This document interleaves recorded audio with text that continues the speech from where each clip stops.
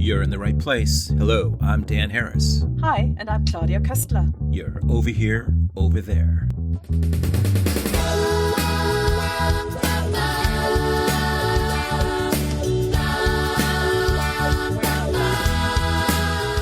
Welcome to Over Here, Over There, a global conversation about how we see others and others see us. I'm Dan Harris. I'm going to hand this over to my podcast colleague, Claudia Koestler, senior editor at the Süddeutsche Zeitung in Germany, who will tell us in a moment what's on her mind this week. But first, as a reminder, you can follow us on social media and contact us via our website at overhereoverthere.org. We'd love to hear from you. And please don't forget to subscribe and tell everyone about the podcast. And now, without further ado, over to Claudia. Hello, all you good people and listeners. This is Claudia Koestler from Over Here, Over There with one of our shorts again. Hope you're all doing well. It has been some time now that there has been an election in the German state I live and work in, Bavaria. You might know it from skiing trips to the Alps or maybe the Oktoberfest, or you have visions of people in lederhosen and dirndls, something like that, Sound of Music like in a way. It is in the very south of Germany and it's the second most populated state in the country. To be honest, the landscape is absolutely stunning and beautiful, but I'm thinking of leaving anyway. All right. Sometimes you think about leaving, you don't really mean it. I mean, I'm kind of torn. The reason I'm thinking about it is not of any obvious reasons like extensive travel at the moment or job obligations elsewhere. No, not this time. To be honest, I'm still not over the results of the latest election, and I don't like where the country is headed when it comes to politics at the moment. You see, the country is sliding towards the extreme, and that concerns me the most. But let me tell you a little story first. I recently worked as a journalist in the US during the midterms and when President Biden had statesmen from Europe as guests, there among Emmanuel Macron, for example. So it was kind of a time where Europe's views on the US were more prominent than usual. One day, I had a weekend off. I stumbled into an establishment on the Oregon coast. It was advertised as a Norwegian restaurant, so that kind of made me curious, but it turned out it was just a bar. Anyway, I enjoyed a drink there, and the female bartender had suddenly had a rant and said to the only other customer there, "If I hear one more European talk about my country, I'm gonna freak out. They have no clue about us.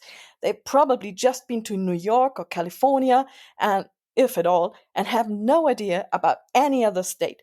But, they think they know everything better." And there I was, sitting right next to her, this very European they'd gonna freak out about. So, should I say hello? Well, okay, yeah, I admit it, I didn't say hello. But then, during the election night in Bavaria, this kind of episode came back into my mind. And you know what? She had a point. Maybe not about Europeans in general, but about that we all are very quick at pointing fingers when it comes to politics abroad or overseas. How can they? How dare they? What must go wrong over there that they are voting for this or that person? Yeah, I hear that over here quite often. But look at your own backyard. Look at your own doorstep. You might be able to see a similar pattern. This recent election in Bavaria showed that support for far-right extremism is on the up in Germany across all age groups. The country had a long tradition of mainstream conservative politics, but even here the trend towards the extreme is growing. The state is currently headed up by a coalition of the Christian Social Union, Christlich-Soziale Union, or short CSU, traditionally the state's largest party, and a smaller party known as Freie Wähler, in English Free Voters, or short FW. While the CSU is a long-established center-right party with a relatively traditional stance on social issues, the FW is a looser entity, pulling together former independents who, between them, hold a wide range of views. And among their most senior figures are people whom many might consider beyond the pale. One of them, for example, is Hubert Aiwanger, who was, up to the election, the deputy prime minister. Earlier in the year, he was accused of having written an explicitly anti-Semitic pamphlet while being a schoolboy in the 1980s. This document in question made light to the Holocaust, proposing a competition for the biggest traitor of the fatherland and promising the winner, you might be sick, be careful, a free flight through the chimney in Auschwitz. Absolutely horrifying. When the leaflet's history was first reported by the Süddeutsche Zeitung this summer, Aiwanger denied having written the document and decried the story as a campaign against him, but he did admit carrying copies around at school.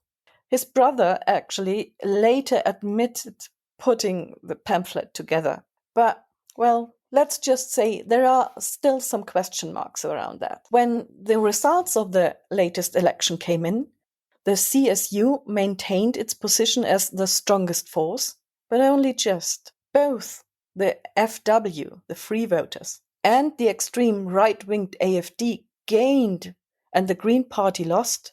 So did the Social Democrats.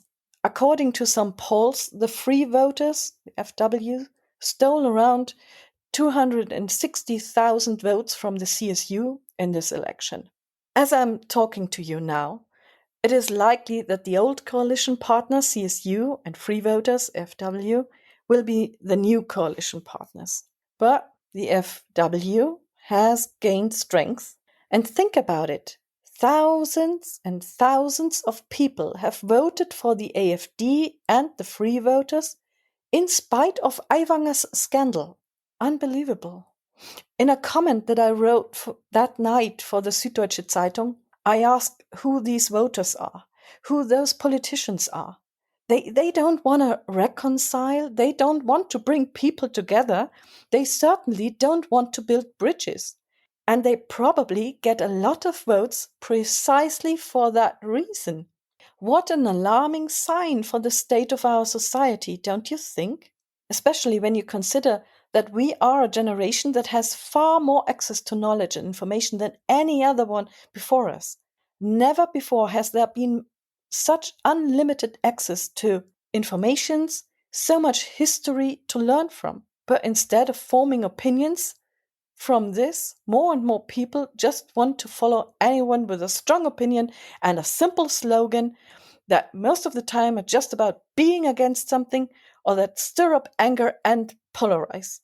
When I say more and more people, those are likely to be your neighbor, your aunt, your uncle, your co-worker. But there is an old saying, if you're not part of the solution, you're a part of the problem. And that is not only something that is going on somewhere over there. It is something that's going on right here. So we all have to find a way back. Sometimes it is good to have an outside view. It is necessary. Oh, I'd love to go back to that bar and talk to this bartender. Because it's necessary, it's good to have an outside view. I'd like to tell her that. But I do think that we should not forget to look in our own backyard too. And if you happen to find a solution to bring those people back from the extremes, please let us know. Please let everybody know. Thank you so much for listening to my little rant. Have a great day and stay tuned. Bye. Thanks, Claudia. Thanks to you out there for listening. If you have feedback on today's or previous episodes, please let us know on social media and our website, overhereoverthere.org, where you can also find our Patreon page. Please don't forget to subscribe and tell good people like yourselves about the podcast. Until next time, thanks for listening to Over Here, Over There.